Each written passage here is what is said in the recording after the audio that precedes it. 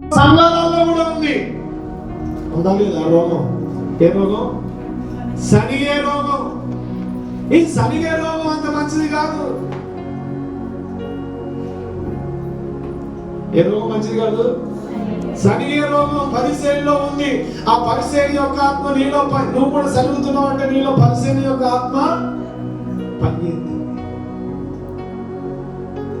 సనగడం అనేది చాలా ఆ పాపం దేవుని దృష్టికి. కొన్నిసార్లు పాస్టర్ విశ్వాసాలకు నచ్చడు. ఎందుకు నచ్చడంటే అన్ని మీరు అనుకున్నట్టు కాదు పాస్టర్ నడవాల్సింది. పాస్టర్ అనుకున్నట్లుగా మీరు ప్రవర్తించాలి, మీరు నడవాలి. గొర్రెల కాపరి గొర్రెలను నడిపిస్తే గొర్రెలకు జీవం, కానీ గొర్రెలే కాపరిని నడిపించడం అనేది అది భ్రమ. ఈరోజు విశ్వాసుల్లో కూడా అట్లాంటి మనస్తత్వాన్ని కలిగి ఉన్నారు. సనగడం అనే జబ్బు.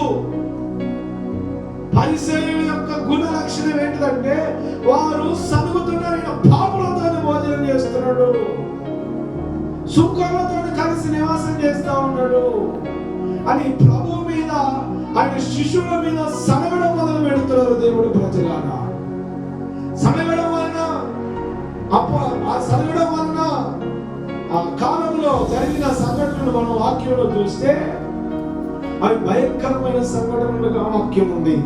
చూద్దామా వాక్యంలో నుండి మనము? చూడండి దేవుని పిల్లలారా, నిర్గమాకాండం 16వ అధ్యాయం 7వ వచనాన్ని చదవండి. నిర్గమాకాండం 16:7.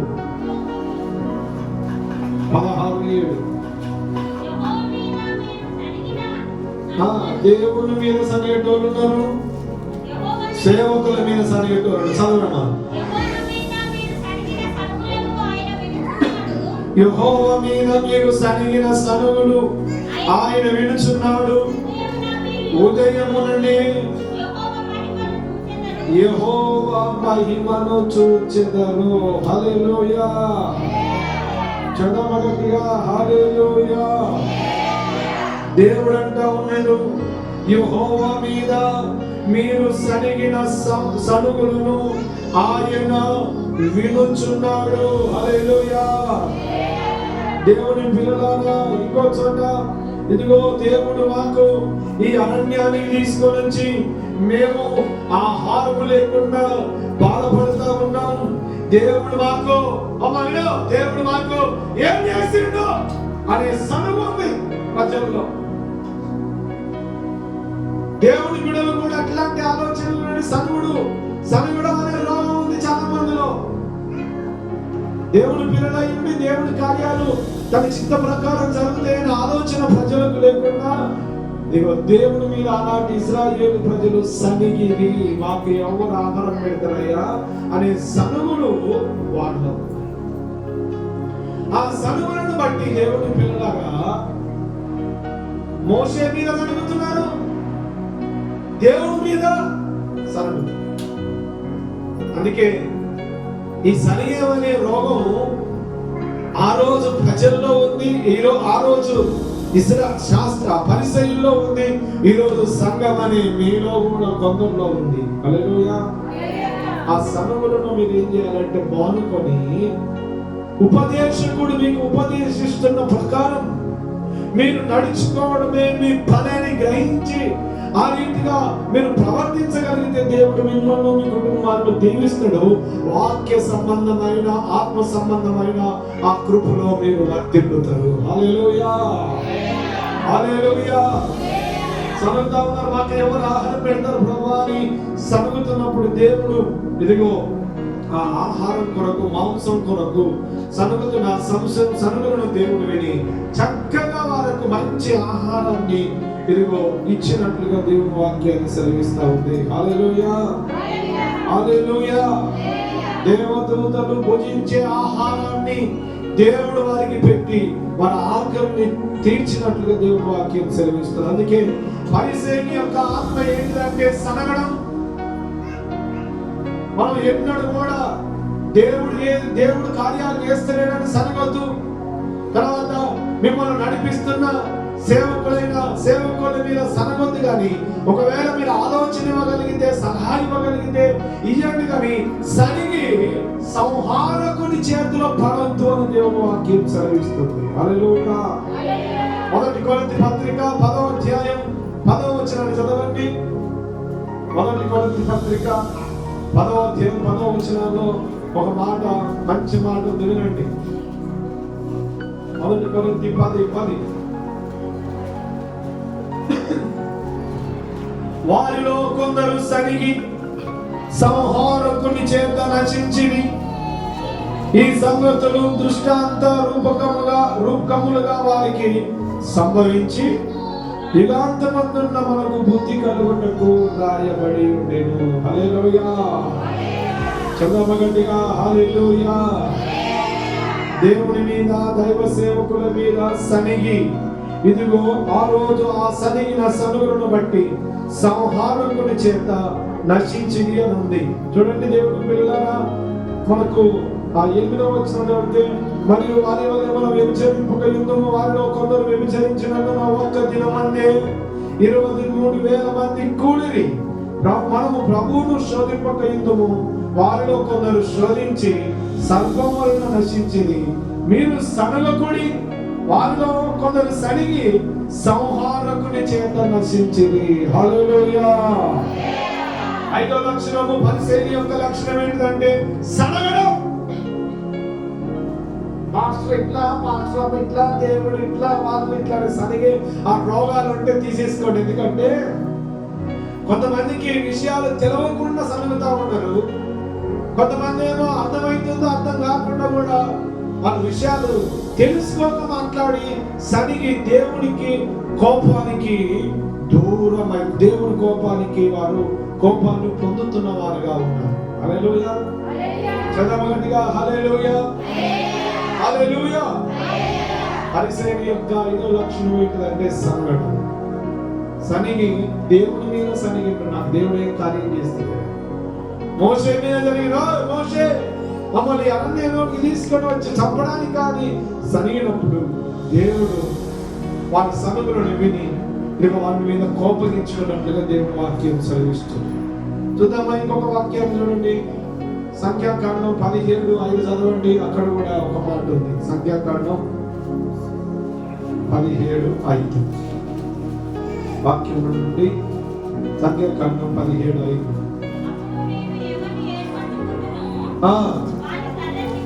వారి కర్ర చిగురించును, ఇశ్రాయేలు సనుగుచుండు, ఆ సనుగులను నాకు వినబడకుండా మాన్పివేయుదును. హల్లెలూయా. చదవ గట్టిగా హల్లెలూయా. నేను ఎవరిని ఏర్పరచుకుందునో వారిని కర్ర చిగురించును అని దేవుడు ఎందుకు ఈ వాక్యంలో రాయబడ్డదంటే, ఆనాటి ఇశ్రాయేలు ప్రజలు అంటా ఉన్నారు, ఇదిగో దేవుడు మీతోనే మాట్లాడతాడా, దేవుడు మీతోనే, మీ మాటలనే మేము వినాలని ఇశ్రాయేలు ప్రజలు దేవుని మీదను మోషే మీదను సనిగినప్పుడు, ఇదిగో దేవుడు వారి సన్నులను మార్పివేయడానికి ఇదిగో 12 గోత్రముల వాళ్ళు 12 కర్రలను తీసుకొని రండి, ఎవరి పక్షంగా దేవుడు ఉన్నాడో అమలును, ఎవరి పక్షంగా దేవుడు ఉన్నాడో నేను నిరూపించి వారు సనుగుతున్న సనుగులను నేను మార్పివేస్తా అని దేవుడు చెప్పినప్పుడు, ఏ 12 కర్రలు తీసుకొని వస్తే అహరోను కర్ర మాత్రమే చిగురించింది అని దేవుని వాక్యం సెలవిస్తుంది. హల్లెలూయా. అందుకే దేవుడు పిల్లలారా, దేవుడు మీ పక్షంగా ఉండడా, మా పక్షంగా, మీ పక్షంగానే ఉంటాడు, మా ప్రార్థన వినడా అంటే వింటాడు, కానీ సనుగులను పక్కన పెట్టి దేవునికి, దైవ సేవకులకు లోబడి జీవించడం నేర్చుకున్న ప్రతి ఒక్కరి జీవితాన్ని ఆశీర్వాదకరంగా దేవుడు చేయబోతున్నాడు. గట్టిగా చదువుకున్న దేవుడు హల్లెలూయా. హల్లెలూయా. 5వ లక్షణం ఏంటంటే వారు సనుగుతున్నారు. ఆ రోజు చూద్దాం. చూడండి, లూకాసు సువార్త 7వ అధ్యాయం 30వ వచనం. లూకాసు సువార్త 7వ అధ్యాయం 30వ వచనం.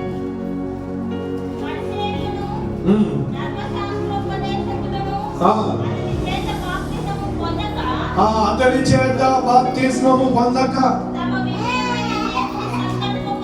తమ విషయమైన దేవుని సంకల్పమును నిరాకరించింది కాబట్టి ఈ తరం మనుషులను నేను దేవునితోను పోల్చుదును. హల్లెలూయా. ఆరవ లక్షణం ఏంటిదంటే పరిసయ్యుల యొక్క లక్షణము బాప్తిస్మము పొందకపోవడం. చెప్పండి అన్నారు గట్టిగా.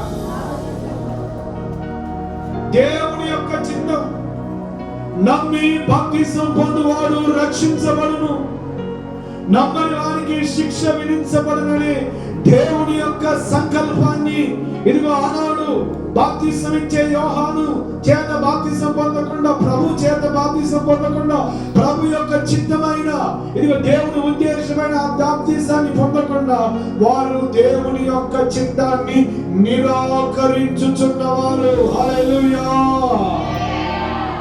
10 సంవత్సరాలు అయింది దేవుడి మందిరానికి వచ్చి ఇదిగో బాప్తిస్మం తీసుకోవాలంటే ఇంకొక సంవత్సరం ఆగు, ఇంకొక వారం ఆగు, ఇది జరిగినాక అనే ఆ ఆలోచన పక్కన పెట్టి, ఎందుకంటే పరిసయ్యుని యొక్క ఆత్మ పనిచేస్తుంది నీలో.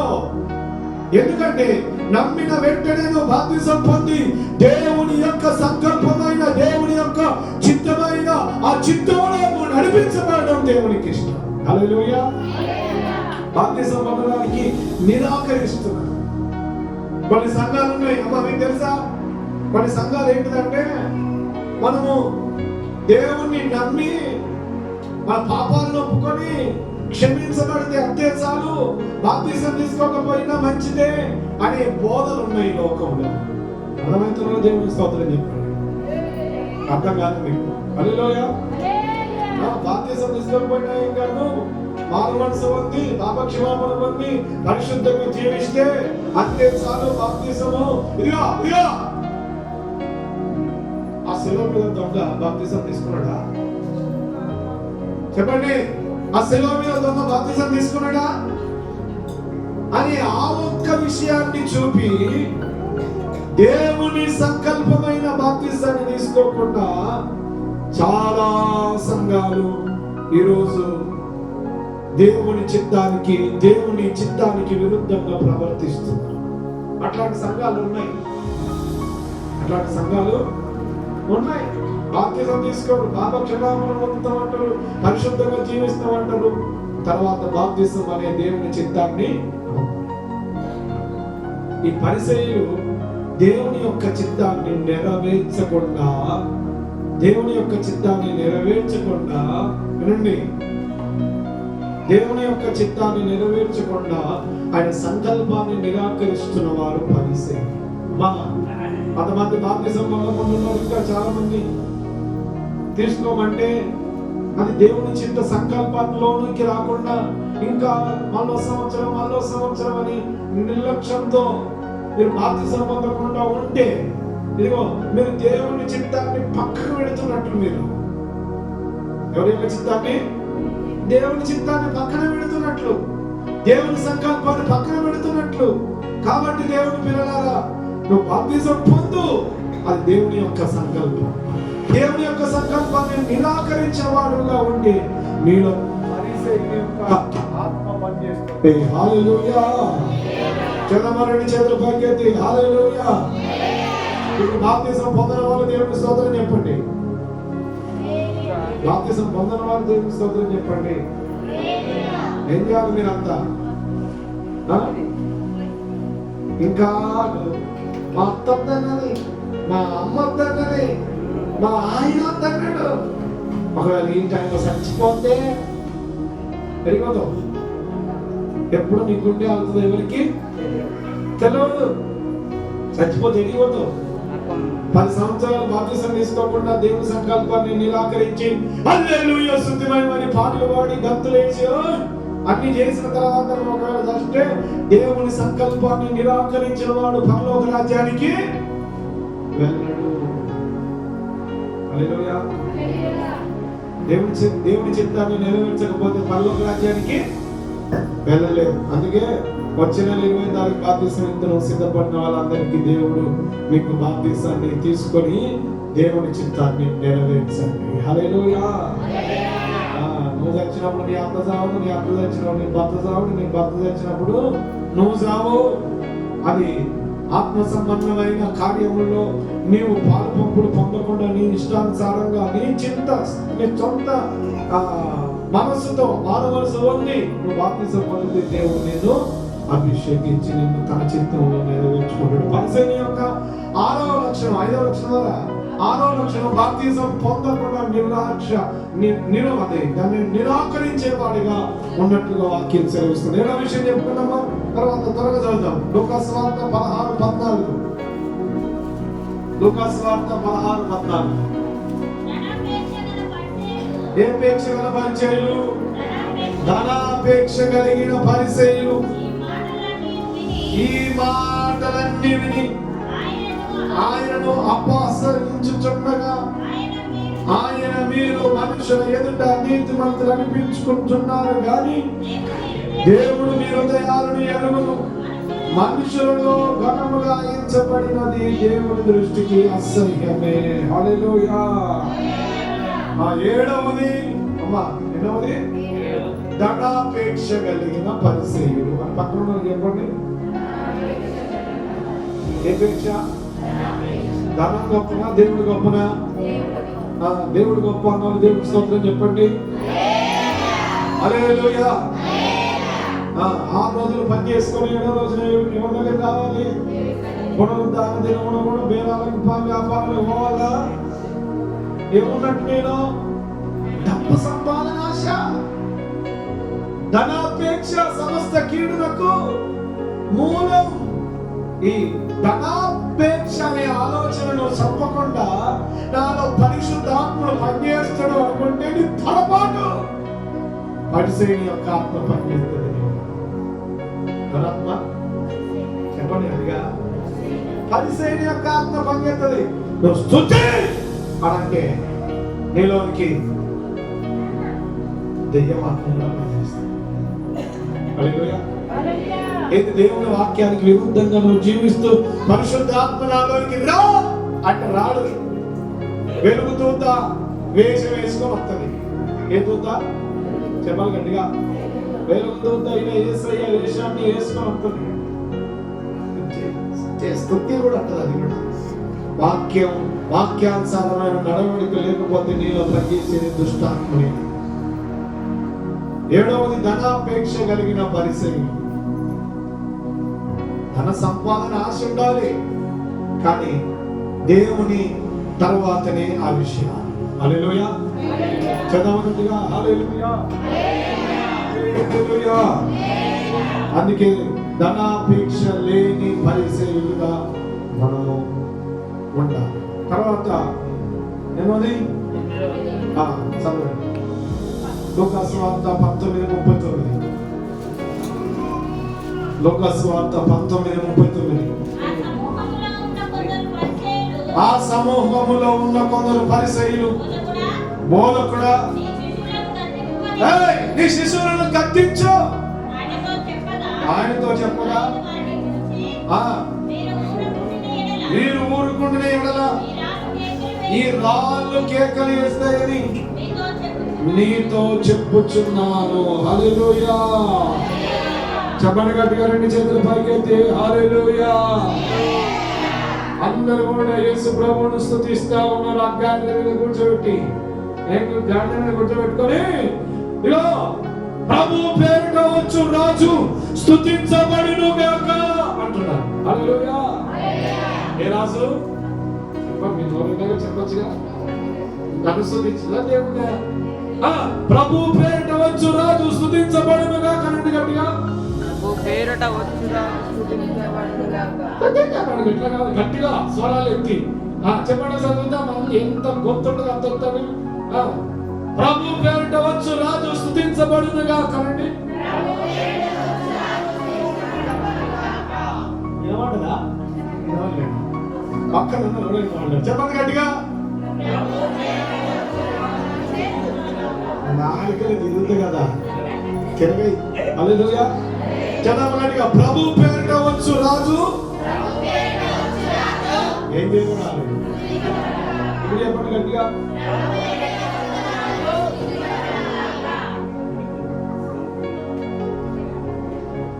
మీరు ఈ లోకంలో లేదు, హల్లెలూయా. చదవండిగా. ప్రభు పేరిట వచ్చు రాజు ఏం చెప్పాలి? ఇంకొంచెం గట్టిగా స్వరాలు ఎత్తండి. చెప్పండి. ప్రభు పేరిట వచ్చు రాజు ఏం చెప్పాలి?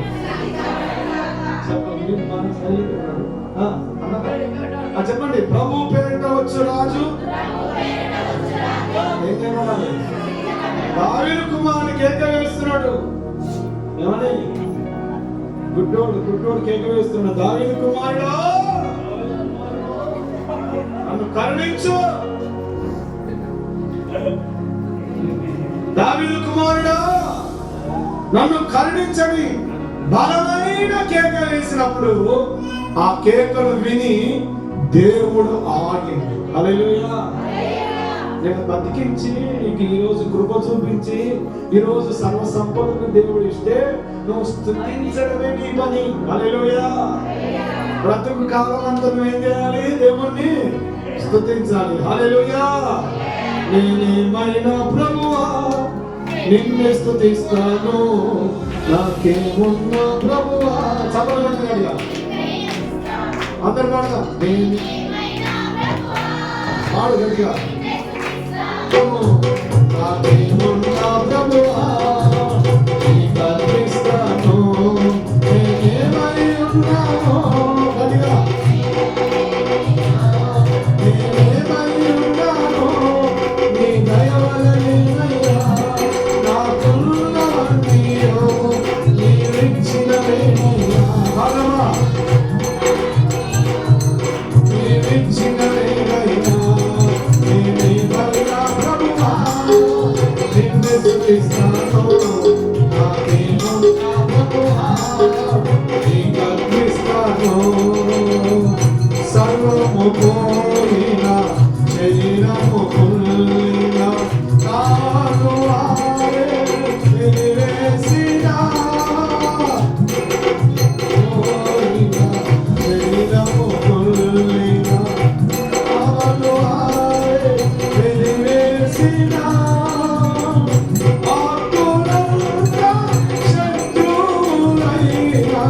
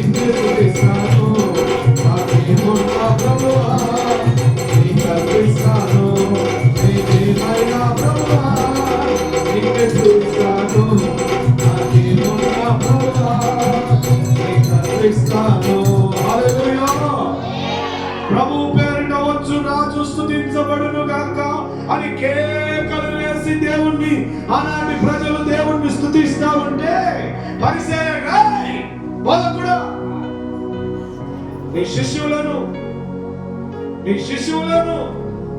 నోరు మూయమను అని అంటున్నాడు. దేవుడు అంటున్న మాట ఏంటిదంటే నా శిష్యులు నోర్లు మోస్తే విను ఈ రాళ్ళు కేకలు వేస్తే అన్నాడు. హల్లెలూయా. దేవుని పిల్లలారా, నా పరిసయ్యులు దేవుణ్ణి మహిమ పరచని వారు. ఎవరు మహిమపడుతున్నారు? కొందరికి కొన్ని రోగాలు ఉంటాయి. ఏ రోగాలంటే దేవుడు ఏది చేసినా దేవునికి మహిమ చెల్లించరు.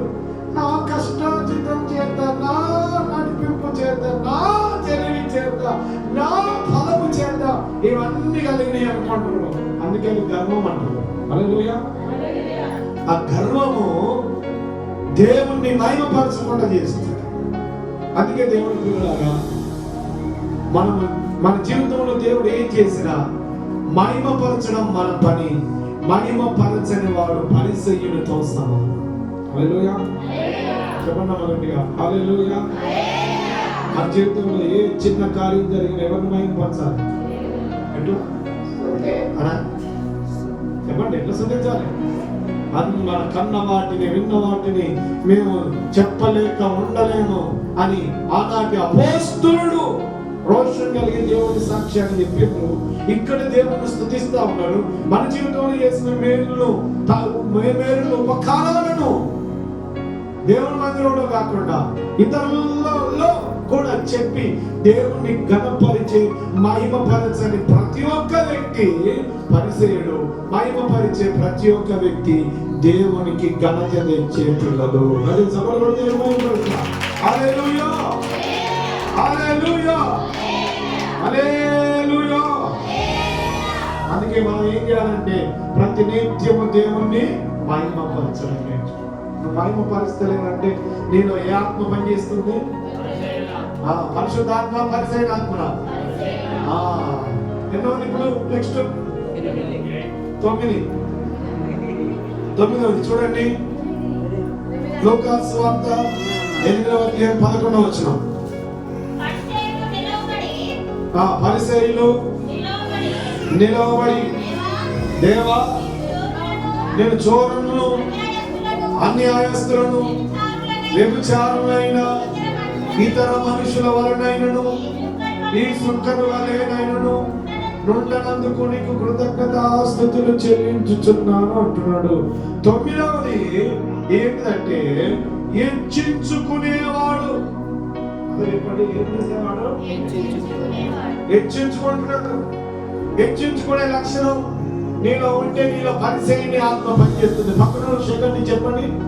హెచ్చించుకునే మనసు ఉంటే నీలో ఎవరి ఆత్మ పనిచేస్తుంది? ఏ ఆత్మ పనిచేస్తుంది?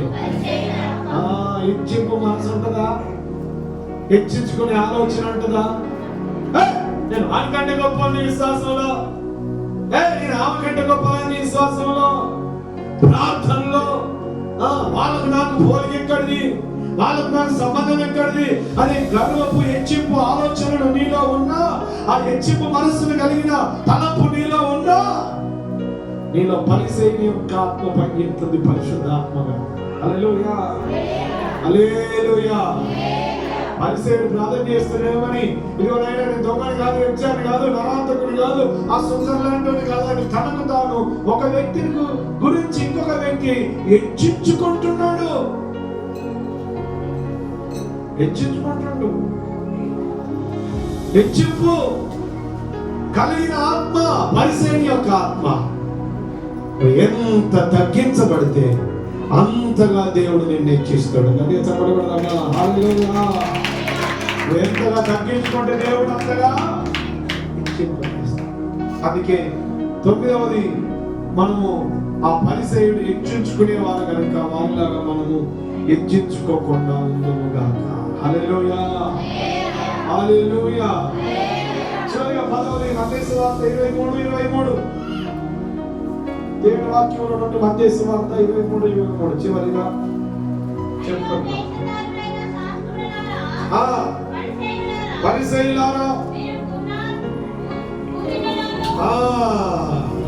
ఇక్కడ నోరు దిగుతుంది. పుదీనా అనంతలేదా? హల్లెలూయా. పుదీనా కూరలు వేసుకున్నాం కానీ నాకు సంపేద్దాం కానీ మనకు అనుకోలేదు. పుదీనాలోను, సోంపులోను, జీలకర్రలోను 10వ వంతు చెల్లించి ధర్మశాస్త్రములో ప్రధానమైన ఆజ్ఞలను, విషయాలను అనగా న్యాయమును, కనికరమును, విశ్వాసమును విడిచిపెట్టితిరి. హల్లెలూయా. చెప్పండి పదవులు చెప్తాం గట్టిగా, హల్లెలూయా. పరిసయ్యునికున్న పదవ లక్షణం ఏంటంటే వారు దేవునికి అన్నింటిలో దశమ భాగం ఇస్తారు కానీ దేవుని వాక్యాన్ని పాటించరు. అన్నింటిలో ఇస్తారు దశమ. పుదీనా, జీలకర్ర, సోంపు, నూనె, గొర్రెలు, మేకలు, గాడిదలు, కుక్కలు అన్ని ఇస్తారు ప్రథమ భాగం. కానీ న్యాయం, కనికరం వల్ల ఉండదు. న్యాయం, కనికరం, విశ్వాసం లేని ఆ లక్షణాలు మనలో ఉంటే కూడా మనలో పరిసయ్యుని యొక్క ఆత్మ పనిచేస్తుంది. కాబట్టి దేవుని పిల్లలారా, మనలో పరిసయ్యుని యొక్క ఆత్మ పనిచేయకుండా మనము అది చేస్తూ దేవుని దశంభాగం ఇస్తూ దేవుడు చెప్పిన ప్రధానమైన ఆజ్ఞలను పాటిస్తూ దేవుని చిత్తాన్ని నెరవేర్చే వారముగా ముందుకు గాక. హల్లెలూయా, హల్లెలూయా. ఆ నెంబర్ 1 చెప్పుకుంది, ఈరోజు చెప్పుకుంది సనుగుట. ఫస్ట్ ఏంటిది? సనుగుట. ఆ సనిగే లక్షణం మీలో ఉండొద్దు, పరిసయ్యులో ఉంది. రెండవది బాప్తిసం పొందని వారు. ఏ పొందని వాళ్ళమ్మా? మూడవది ధనాపేక్ష కలిగిన వారు. నాలుగవది దేవుణ్ణి మహిమ పరచని వారు. ఐదవది హెచ్చించుకునేవారు. ఆరవది దశంభాగం ఇస్తారు కానీ దేవుని న్యాయమైన ఆజ్ఞలను పాటించారు. కాబట్టి వాక్యం మన వినికిల్లో దేవుడు దీవించునుగా. అందరు కళ్ళ మూసుకొని ఈరోజు చెప్పబడిన ఈ 6 విషయాలు చెప్పబడిన ఈ 6 విషయాల్లో మనము లోపం లేని వారిగా జీవించినట్టు మన 2 చేతులు ఆకాశం వైపు ఎత్తుకొని ఒకసారి స్తోత్రం చెప్తాము గట్టిగా. స్తోత్రం, స్తోత్రం, స్తోత్రం. హల్లెలూయా, హల్లెలూయా. అందరూ కూడా 2 చేతులు పైకెత్తి కళ్ళు మూసుకొని స్తోత్రం చెప్తామా? హల్లెలూయా, హల్లెలూయా, హల్లెలూయా. స్తోత్రం. చెప్పండి 2 చేతులు ఆకాశంలో ఎత్తి ప్రభువా, ఈరోజు 2వ సెక్షన్గా ప్రభువా, 2వ వారముగా తండ్రి పరిసయ్యుల యొక్క గుణ లక్షణాల గురించి చెప్పుకున్నాం తండ్రి. స్తోత్రాలు ఆయన. అంటూ ఇదిగోనైనా సరిగే వారంగా మేము ఉండకున్నాము గాక. ఇదిగో నీ చిత్తమైన బాప్తిసాన్ని మేము పొందినట్లు కృప చూపించండి. ధనాపేక్ష కలిగిన వారంగా ఉండకుండానట్లు కృప చూపించండి. నేను మహిమపరిచే వారంగా మేము ఉండాలి, హెచ్చించుకునే వారంగా మేము ఉండొద్దు. దశంభాగం ఇస్తున్నప్పటికీ నీ ప్రధానమైన ఆజ్ఞలను పాటించే వారంగా మేము ఉండినట్లు మమ్మల్ని అభిషేకించిన ఆయన. ఇదిగోనైనా వారి లక్షణాలు నేటి పరిసయ్యులు అనే ఈ లక్షణాలను మాలో ఉండకుండా కృప చూపించిన అంటూ అందరూ కూడా ప్రభువుని అడుగుతావా? దేవానికి వందనాలు, స్తోత్రాలు ఆయన. ఇదిగో సేవకుల మీద నీ మీద మేము సరిగే వారంగా ఉండకుందాము గాక. సనుగులు సరిగి సంహారకుడి చేత నశించిన అన్ని వాక్యం సెలవిస్తా ఉంది తండ్రి. స్తోత్రాలు అయినా. బాప్తిసం పొందకుండా బిడ్డ ఎన్ని రోజులు ఇంకా నిర్లక్ష్యంగా ఉండో దేవుని యొక్క చిత్తాన్ని, దేవుని యొక్క సంకల్పాన్ని ఎందుకు నిరాకరిస్తామని ఈరోజు దేవుడు నిన్ను అడుగుతున్నాడు. ఇదే రక్షణ దినము, నేడే రక్షణ దినము. ఈ రక్షణ దినాన్ని నువ్వు పొందుకో. ఇప్పుడే నమ్మి బాప్తిసం పొందితే రక్షించబడతావు. తర్వాత అంటున్నాడు ధనాపేక్ష సమస్త కీడులకు మౌనం. ఇదిగో దేవుణ్ణి మహిమపరచాలి. ఇదిగో దేవుడు చేసిన అద్భుత ఆశ్చర్య క్రియలను బట్టి నువ్వు ప్రతి దినము దేవుణ్ణి మహిమపరిచే బిడ్డవుగా నీవు ఉన్నప్పుడే నిన్ను బట్టి దేవునికి మహిమ కలుగుతుంది. 4వదిగా 5వదిగా హెచ్చించుకునే వారుగా ఉన్నారు పరిసయ్యులు. దేవుని బిడ్డ మనం హెచ్చించుకునే వారంగా ఉండొద్దు. ఎంత తగ్గించబడితే, ఎంత లోబడితే అంతగా దేవుడు నిన్ను హెచ్చించబోతున్నాడు. చివరిగా ఇదిగో దశమ భాగాలు ఇస్తున్నారు కానీ అన్నిటిలో 10వ వంతు ఇస్తున్నారు కానీ ప్రధానమైన ఆజ్ఞలు పాటించకుండా దేవునికి దూరంగా ఉంటున్నా వారి వలె మీరు మనము ఉండొద్దని దేవుడు కోరుతున్నాడు. యేసయ్యా, మాలో పరిసయ్యులు, నేటి పరిసయ్యుల యొక్క ఆ లక్షణాలను మాలో నుంచి తీసివేయకుండా మేము సనగకుండా బాప్తిసం పొందే వారంగా, ధనాపేక్ష లేని వారంగా, దేవుణ్ణి మహిమపరిచే వారంగా, హెచ్చించుకోకుండా తండ్రి దశంభాగం ఇస్తున్న ప్రధానమైన ఆజ్ఞలను పాటించిన వారంగా ఉంటే మమ్మల్ని కడగండి ప్రభా, శుద్ధి చేయండి ఆయన. వాళ్ళ పరిశుద్ధ ఆత్మ నడిపింపు, పరిశుద్ధ ఆత్మ కార్యాన్ని మాలో అనుగ్రహించిన ఆయన అంటూ అందరం కూడా ప్రార్థన చేద్దాం. విన్న వాక్యాన్ని దేవుడు మన వెనుకల్లో దీవించి ఫలింపజేయనందు ఒక్కరు వాక్యం మనం ప్రార్థన చేయండి.